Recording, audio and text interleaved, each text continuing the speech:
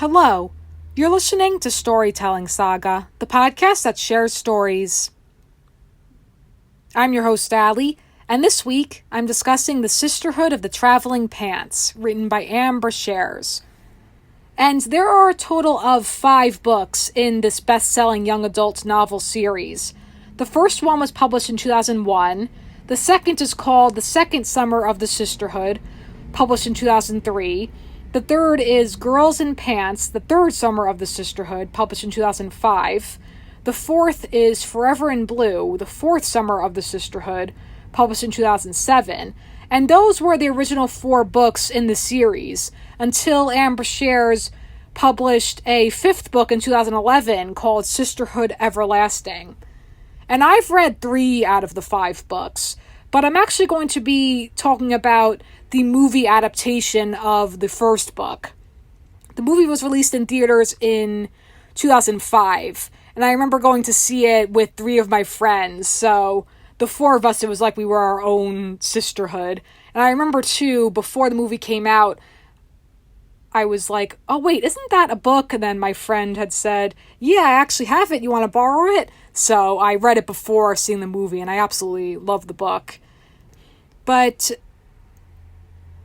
Ann Brashares, apparently, she got the idea for this novel when she was working as an editor, and her colleague named Jodie Anderson had proposed the concept of a group of friends sharing a pair of jeans. So then Ann Brashares decided to turn that idea into a book, and she had said that, I loved the idea. A shirt can more easily fit different people, but jeans are more judgmental. It totally captured my fancy. And it really is such a clever, unique concept that this one pair of jeans fits these 4 best friends absolutely perfectly. So our 4 main characters, we have Tibby Rollins, played by Amber Tamblyn, Lena Kalgaris, played by Alexis Bledel, Carmen Lowell, played by America Ferrara, and Bridget Vreeland, played by Blake Lively. And the movie opens with just an up-close shot of jeans being sewed. We see like the sewing machine and all that. So these magical jeans being created.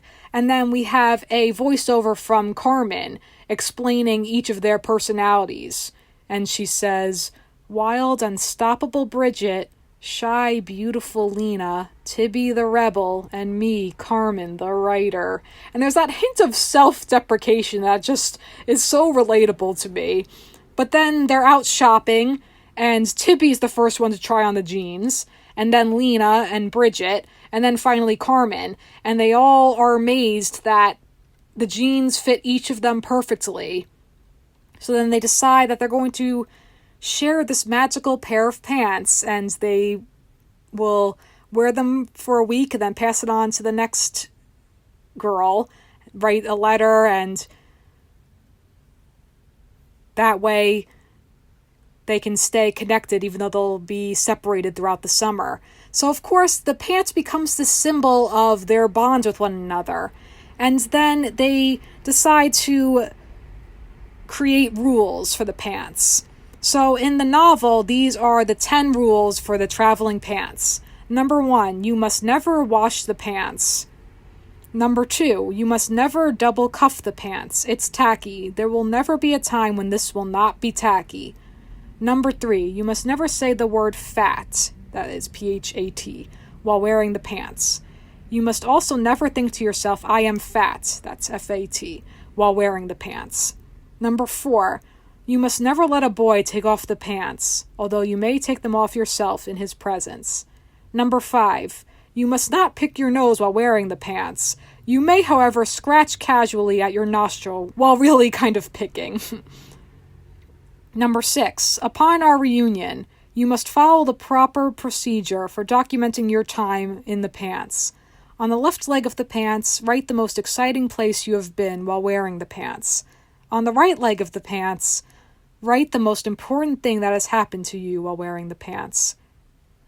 And what's cute then, I remember, with each cover, then there would be more details added to the pants. The girls basically having written their favorite place they were when they were in the pants, and then their favorite memories. That's cute, those little details on each cover of the books. And with these rules, by the way, the pants is capitalized because it's the magical pants. So, number 7, you must write to your sisters throughout the summer, no matter how much fun you are having without them. Number 8, you must pass the pants along to your sisters. Sisters is also capitalized, by the way. According to the specifications set down by the Sisterhood, also capitalized. Failure to comply will result in a severe spanking upon our reunion. Number 9, you must not wear the pants with a tucked-in shirt and belt. See rule number 2. And number 10, remember, pants equals love. Love your pals. Love yourself. So in the movie, that Lena says that. She says, pants equal love, and then Bridget says, love your sisters, love yourself. And then they all just join hands, and they say, to the pants and the sisterhood, to this summer and the rest of our lives, together and apart. And it's so interesting how each of these girls, they're so different in personality, but they have this close friendship with one another, and no matter where they go in their separate ways, they'll just always be friends, and they'll always be there for each other. And so instead of recapping the movie scene by scene, I figured it makes more sense to go by each character. So we'll start off with Lena's plot in the movie. Since she's the first one with the pants, they figure Lena should have the pants first, and she's the furthest away. So Lena, she is going off to Greece for the summer to spend time with her grandparents.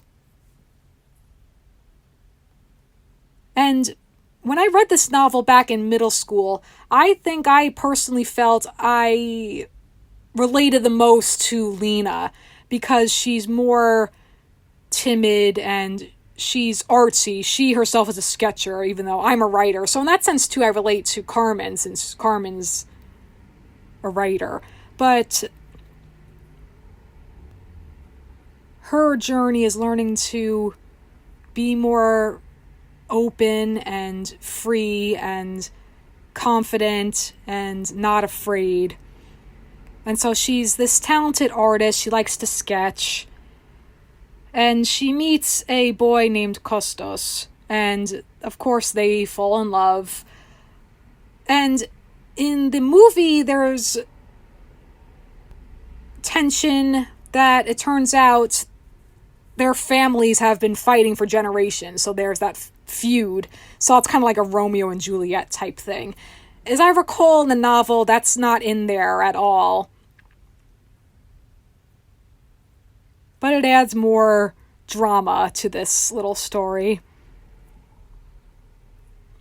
And it's basically just Lena learning about Kostos and him taking an interest in her, and they get to know one another. And he just sees something in her that she doesn't necessarily see in herself, that she needs to find more confidence in herself and not be afraid to take chances, whether it's with love or in life in general. But then when she first writes to Tibby, she says, "Dear Tibby, I think we may have been very wrong about the pants." And she's saying how when she wore them, she almost drowned, but then Kostos had saved her. And she's saying, and he made me touch a fish. It was disgusting. And then when her grandmother finds out that he's a Dunas and that the Dunases are thieves, that she can't spend any time with him, she has to swear. So then she swears, but then, of course, that forbidden fruit, she still spends time with him.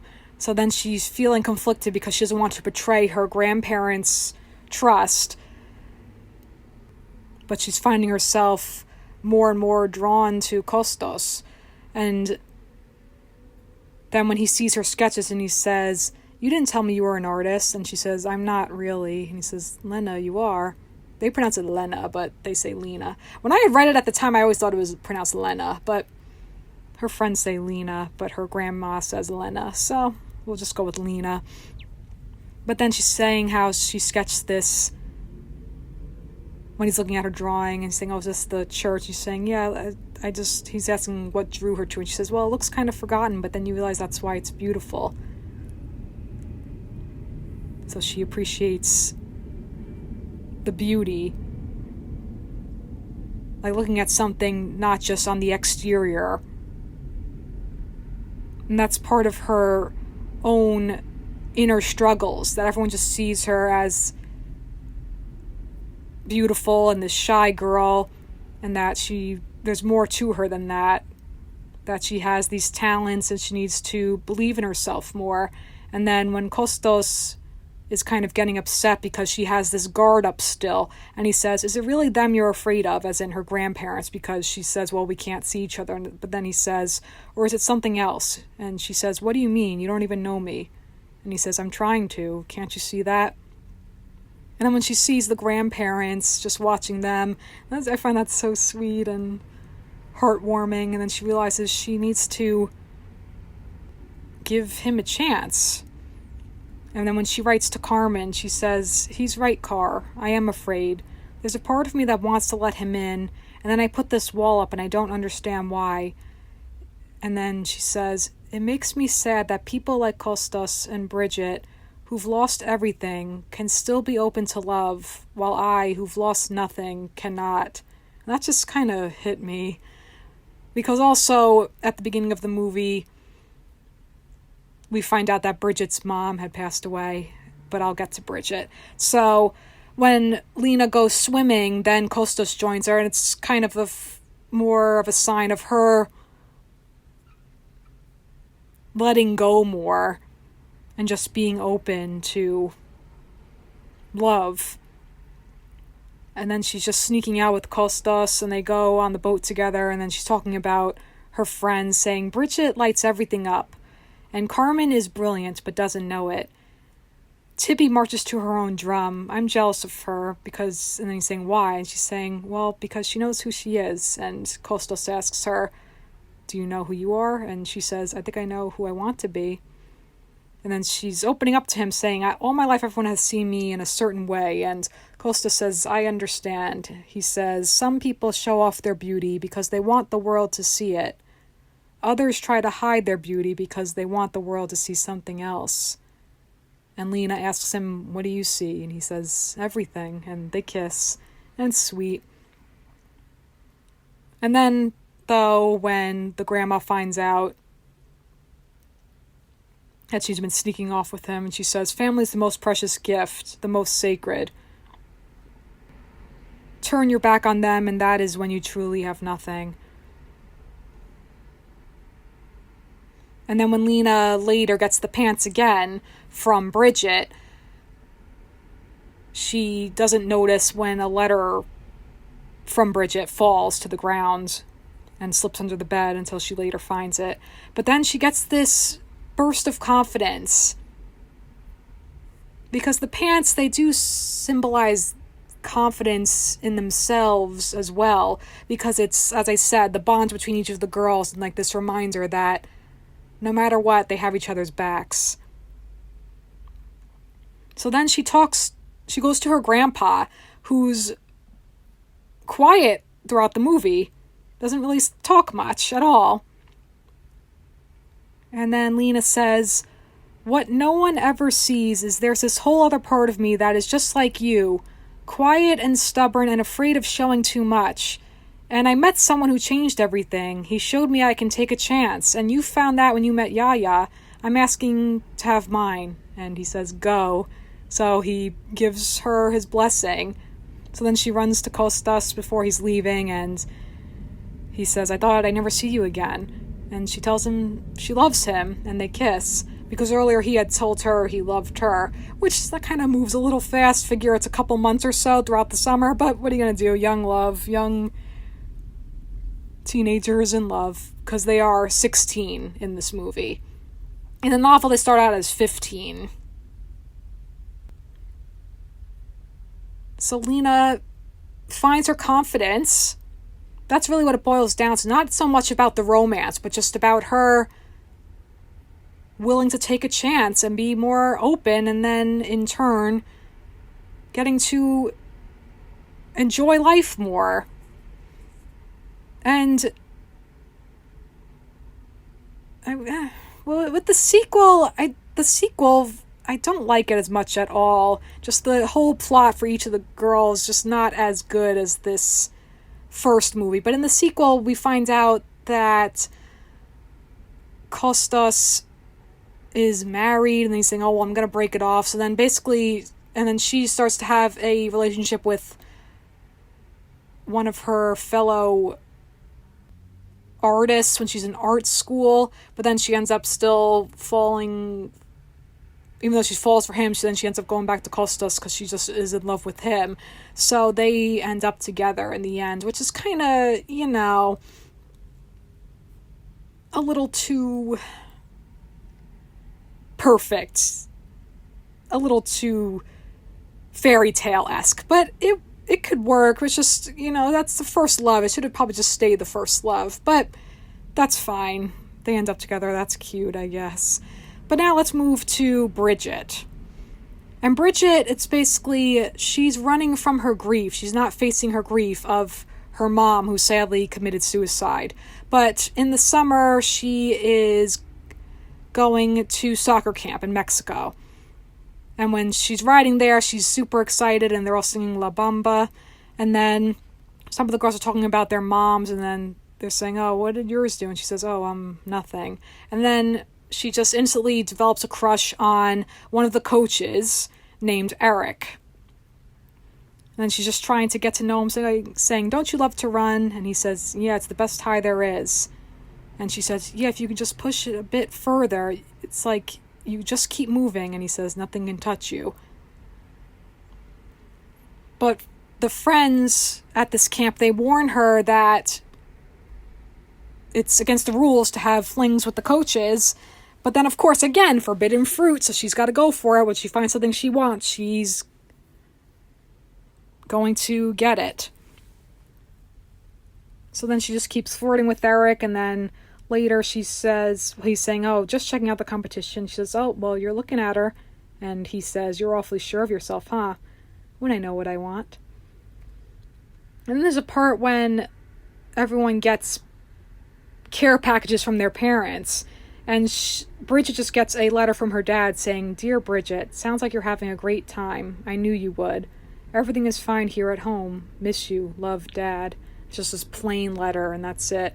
And there is kind of that, not necessarily tension between her and her father, but just her kind of not connecting with him necessarily, like not wanting to deal with her grief of losing her mother and just keeping her father at an arm's length.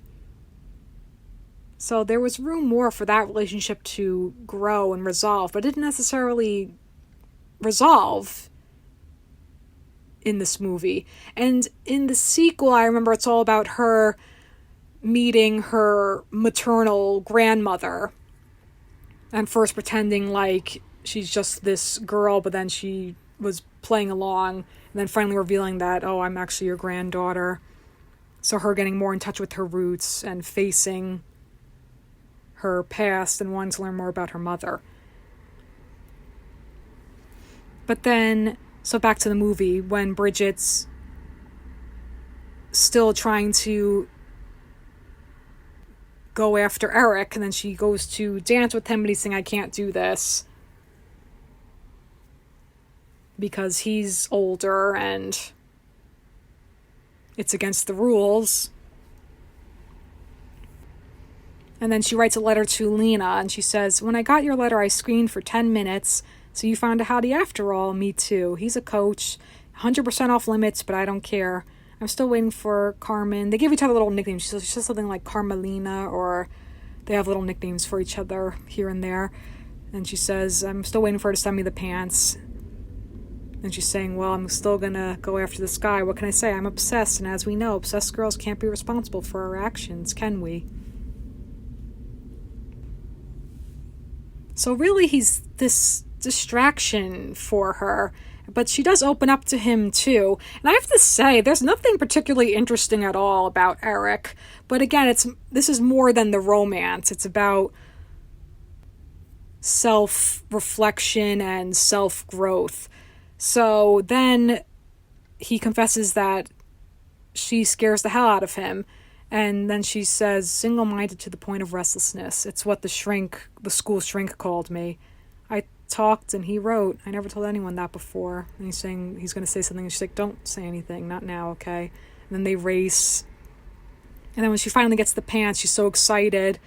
And she's saying, don't you know, these aren't just jeans. They make things happen. And the one girl's just like, sweet. Bridget was someone, and I have to say, reading this book back in middle school, I admired her, and I was like, oh, I wish I could be this confident and this headstrong in the sense that she really goes after what she wants. But that's the thing with each of these girls. They all have, of course, their own faults and their own strengths, too. Strengths that not necessarily they themselves even realize, but that each of them realizes about each other. And then even Carmen says in the beginning of the movie, it's like the four of us make this one whole person. Like with all their traits combined, they all help one another and bring each other up. So then when Bridget, now wearing the pants, she walks past Eric's cabin, and then she's sitting on the beach, and then he joins her, and then she kisses him. So then she writes to Lena saying, it happened just the way I imagined it would. So why do I feel this way, Lena? How could something that makes you feel so complete can leave you feeling so empty? I wish I could talk to my mom. I need her, and that scares me. So it's barely alluded to in this movie, but she in fact lost her virginity to Eric. And I remember in the novel, that's where it ends, when Lena goes to Bridget and brings her the pants, and she's saying, I wish I could help you make you feel better, or something like that. And then Bridget says, I think you already have, because like she brings the pants to her. So it deals with those complicated feelings of her first time. But then, so in the movie, after Lena finds Bridget's letter, she calls Carmen, and then Carmen and Tibby show up to Bridget's house. And on the ride home from the camp, Bridget is just silent now as everyone's singing, because she just feels lost and empty. That she was chasing this feeling, thinking it would make her happy, but it just didn't. And of course, she's still facing the grief over losing her mother. And then she says, you don't know, you just want to feel good and happy and alive, because if I feel alive, it doesn't seem like she's dead. And if I'm not sad, it proves I'm not like her. And then Carmen says, you have the strength your mom never had. As much as she wanted to, she couldn't find it. And then her dog, Maggie, takes the pants and runs out with that. And then, of course, just runs into Eric, conveniently, but he says he was looking for her house. And then he apologizes to her, and she's saying, well, I didn't exactly tell you to stop. And he says, well, it was my responsibility. He should have known better. And then she said she wanted it for all the wrong reasons.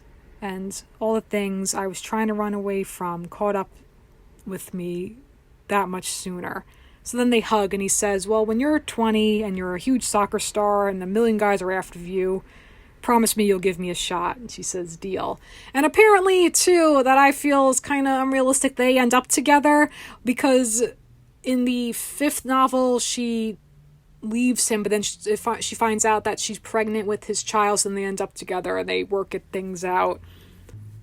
So again, to me, it seems more realistic to just have it be that first love, not even necessarily love in this sense, that first fling, really. But I suppose that's nice that works out too. So now let's go to Tibby. And Tibby is staying at home for the summer. They live in Maryland, I never realized that. And she's going to be making her documentary, which she calls a suckumentary, just about the lives of all these people living in their town. And she works at a discount department store called Wallman's, and then all of a sudden, when she's just playing around with the price stickers, and she puts one on her forehead, and then she hears a noise, and then she looks to the next aisle, and then she sees that a girl is passed out, and that girl is 12-year-old Bailey Graffman. But then when she's going in the ambulance and she opens her eyes and Tibby's there, and she just says, "You've got a price sticker on your forehead." And then when she gets the pants from Lena, Bailey's just standing there with the package, and she's saying, "Oh, what are you, like 10?" She's like, "No, when I was 10, I didn't have an iPod." And Tibby's just babysitting her little sister. But then, so then she's talking to Bailey, and she's saying, "Oh, you're making a movie or something?" And Tibby says, "More like an ode." And Bailey says, "To what?" "Lives of quiet desperation, human existence at its lamest." So then Bailey wants to be Tibby's assistant, and she suggests a subject for the movie. This kid named Brian McBrien, who is the king of Dragon's Lair. And in the sequel, Brian and Tibby end up developing a relationship. And then I believe they go on to get married, and then Tibby ends up having, oh my gosh, all right, let me hold that thought. I'll get back to that. Okay, let's finish up this movie first. Okay, so then there's a part where Tibby's like, oh, when Bailey is like, "Oh, what's so great about these jeans?" It's like, "Oh, they're just a pair of pants that magically fits all of us." And then Bailey tries them on, but they don't fit her. And then she sits in front of the camera, and that comes back later in the movie. And then when Tibby sends the pants to Carmen, she says, "I'm sad to report nothing of consequence has happened to me while wearing the pants. The only thing I have to show for the pants is the person who delivered them. Some wise-ass pain in the neck who won't leave my side." But then when Bailey doesn't show up to work on the movie one day, she finds out that Bailey is at the doctor's and that she's been being treated for leukemia, that she's had leukemia for a couple years. So then when Tibby is later interviewing one of her coworkers, and her coworker is talking about how at one of her other jobs she sometimes likes to experiment with different ice cream flavors, and Bailey shows up then saying, "Oh, you'd be great at working Baskin Robbins and coming up with new flavors." And then she's saying, "Oh, it's okay." And then Bailey says, "Oh, you found out because now Tibby's being nice to her." And then Bailey says, "I would like to come with you, or are you only asking because you feel sorry for me?" And Tibby says, "I don't know, maybe." So she's honest with her, and then Bailey's just like, "Okay," and they just continue to make the documentary together. And then there's a lovely scene where they're just staring up at the stars together, and Tibby asks her if she's scared. And Bailey says, "Not of dying, really. More that I'm afraid of time, not having enough of it. Time to figure out who I'm supposed to be, to find my place in the world before I have to leave it. I'm afraid of what I'll miss." So that's so absolutely heartbreaking. And then later when Tibby finds out from her mom that Bailey is not doing well, she's back in the hospital. And then Tibby's coworker is asking about Bailey, saying, "Oh, where's your little friend these days?" And then she's saying how, "Oh, when I was having a bad time, she was just asking me about it. She's kind of special that way." That Bailey was just genuinely interested in other people, and that's, of course, made her great with helping Tibby with this documentary. But then Tibby, of course, she started out resentful and annoyed by Bailey, but then they grow to have a true friendship with each other. And then when Tibby gets the pants from Lena, and the letter says, "My heart is so full," because it's after the whole thing with Costos. And she says, "We were right all along, Tibby. The pants are magic. And I know if you let them, they'll bring you some too. All my love, Lena." So then when Tibby goes to visit Bailey in the hospital, she's apologizing, saying, "You were right and I was wrong, but I'm wrong about most people." And Bailey says, "The important thing is you always change your mind about them." And then Tibby gives Bailey the pants and saying, "You have to let them help you. Please, these pants will give you a miracle. You just have to believe." And then Bailey says, "The pants already worked their magic on me. They brought me to you." And of course, that's such a tear-jerking moment. So touching, so sad. And then later, when they're just lying next to each other, and Bailey says, I want you to do something for me. Finish the movie because you can. And I distinctly remember in the novel she said, I want you to do something for me. Don't stop playing Dragon's Lair. I believe in the novel it's called Dragon's Den. I'm going off of memory because I haven't read it in years, but I know for a fact there are just details here and there changed around. And then after sadly Bailey passes away, and that's just so tragic too, you just see Tibby lying in bed and her mom gets the phone call and it's just Tibby crying, already knowing. So heart-wrenching. And then when she's looking through old tapes, she finds one that says B on it, and she plays it. And it is Bailey sitting there, which, as we saw earlier in the movie when she was wearing the pants, when she goes to sit down in front of the camera. And she's talking about how maybe the truth is there's a little bit of loser in all of us. Being happy isn't having everything in your life be perfect. Maybe it's stringing together all the little things, making those count more than the bad stuff. Maybe we just get through it, that's all we can ask for. I remember that part in the novel too, that happiness isn't just one big thing, it's just all these little things that you string together, just moments of happiness. That's really sweet too. I don't know if I want to bring this up. Okay, oh my gosh. Okay, I'll bring this since I'm talking about Tibby. So when researching, I was like, I want to see what happens in the final book, because I didn't even realize there was a 5th book. And then I read it and I was like, oh no. So I'm going to, if you've already read it, you already know.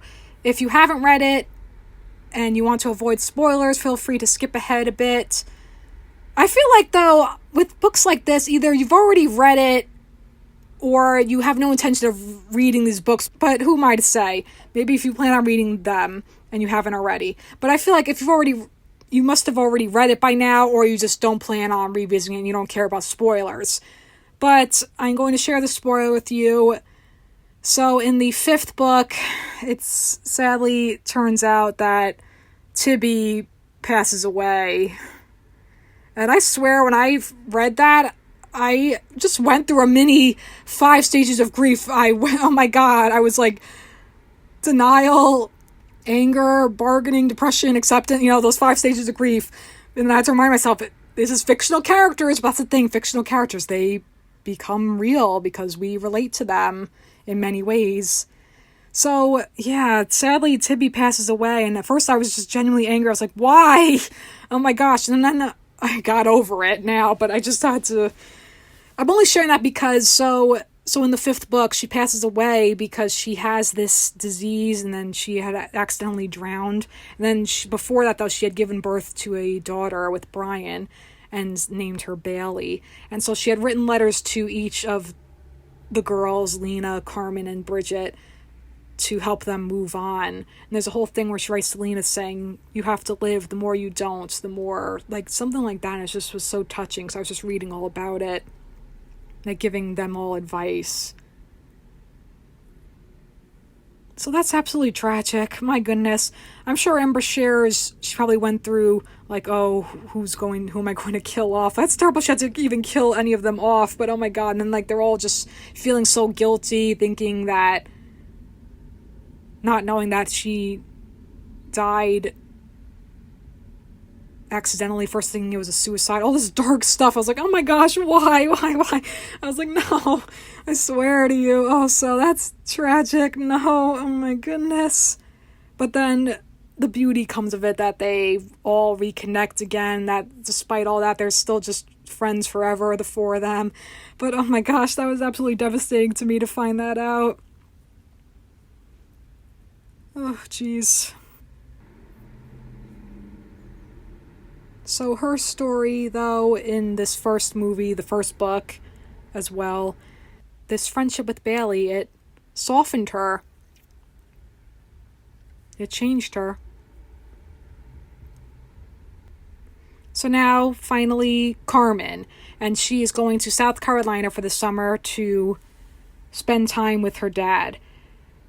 And she finds out, though, that her dad not only has a new woman in his life, but that they're living together, she has children, and he and this new woman, Lydia, are getting married. And then she just can't believe it. Like, oh, he says grace now when she's talking to her mom, saying he gives thanks to God now. We couldn't get him to go to church with us once. Who is this guy? So basically the whole thing is that she's feeling pushed out. That now her father has this new family and she feels like she doesn't belong anymore. And even though they're nice people, the woman is nice and everything and welcoming, but she just feels like she's been replaced by this perfect family.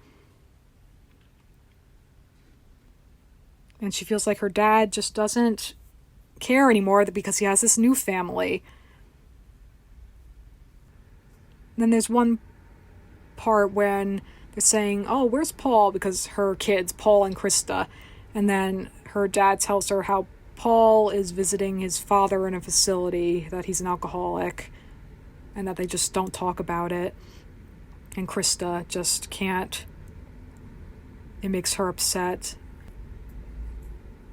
And Carmen just still feeling like she doesn't belong. Then she's speaking Spanish, just saying, oh, well, people can't understand it. And then Lydia's saying, oh, well, our maid will wash your sheets. She's saying, well, I could wash my own sheets. I do it all the time. And then when they go to try on bridesmaid dresses, and then Carmen's just too tight on her. And then the woman's saying, oh, we'll start over on the other one. And then Carmen starting to reach her breaking point. She says, the other one's name is Carmen. And you know what? We could just forget about it. We could just tell everybody that Carmen is Puerto Rican and that unlike you and your daughter, she has an ass.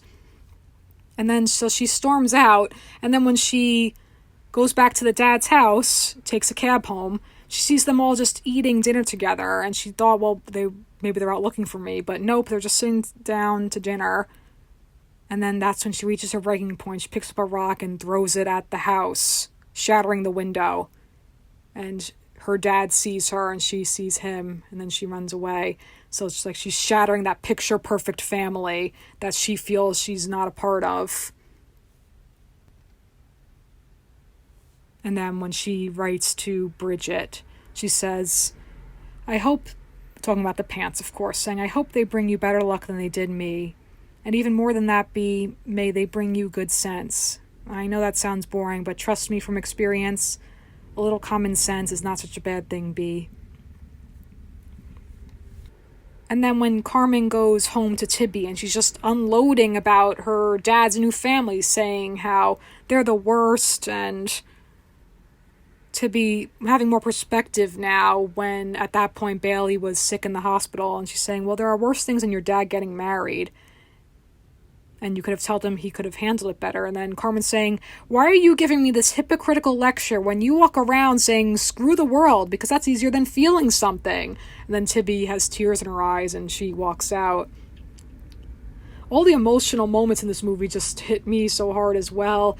Part of it probably is nostalgia, but also it's so heartfelt and sincere.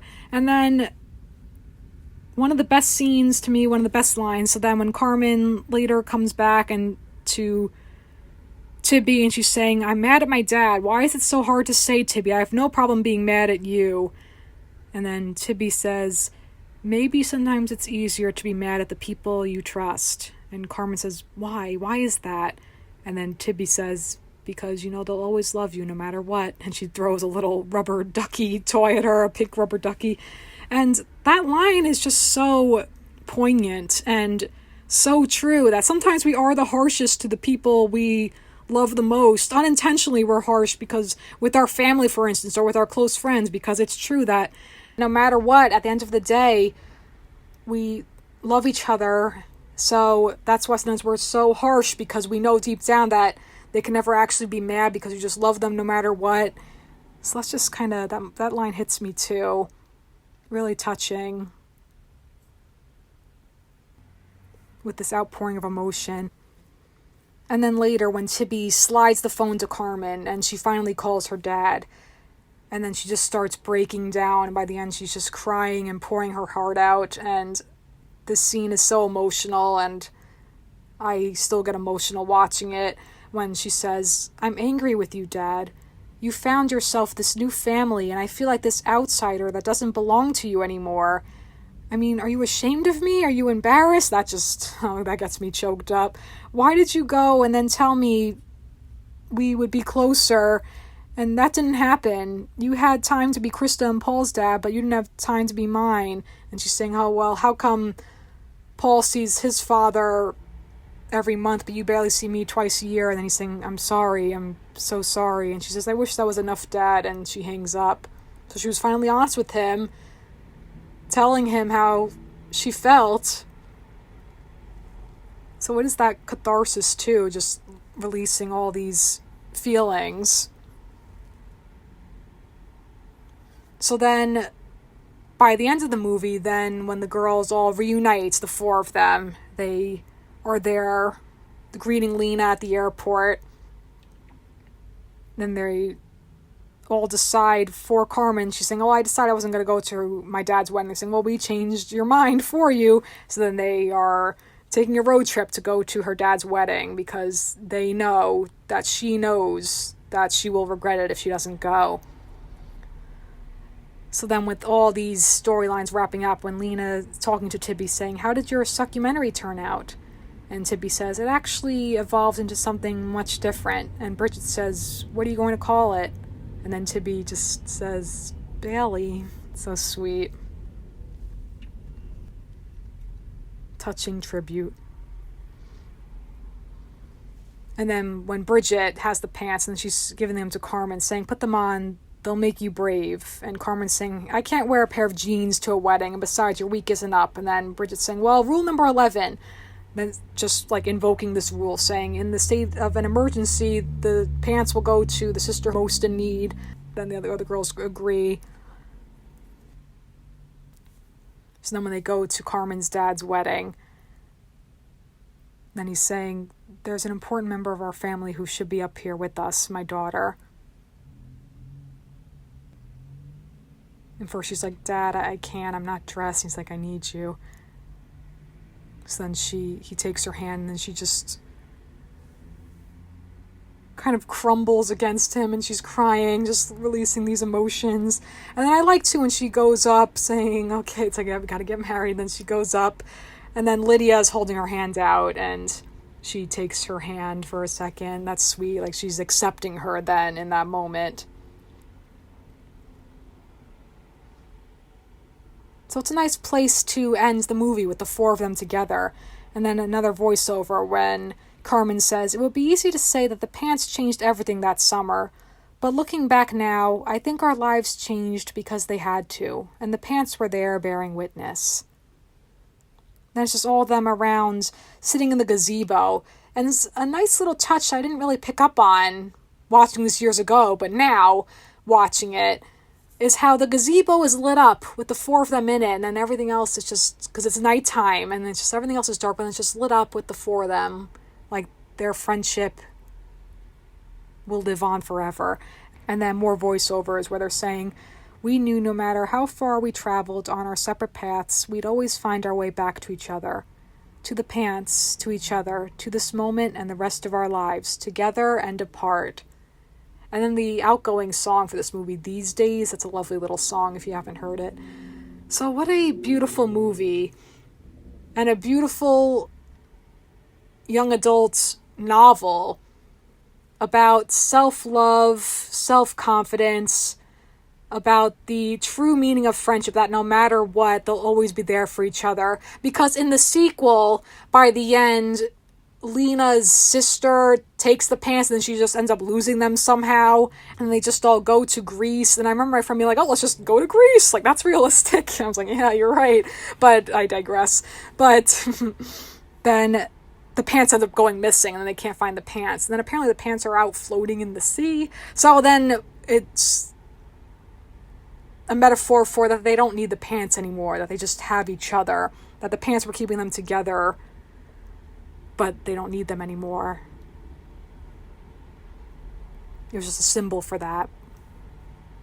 But it's also about promoting positive self-image, just overall self-love, and finding strength and courage, and taking risks, and helping each other out, knowing when you need a shoulder to cry on or an ear to listen to. So it's really wonderful. I really loved it back in middle school, and it still resonates with me today. Just the power of true friendship. And with that, that's going to conclude this week's episode of Storytelling Saga. You can follow the podcast on Facebook and Instagram at Storytelling Saga, as well as on Twitter at Storytell Saga. You can also send me any questions, comments, or writing prompts by leaving me a message in the contact section of storytellingsaga.com or by sending me an email at storytellingsaga@gmail.com. Next week, I'll be sharing a new short story I wrote called Friendship Bracelets. Until then, thank you for listening, and remember, write what you love.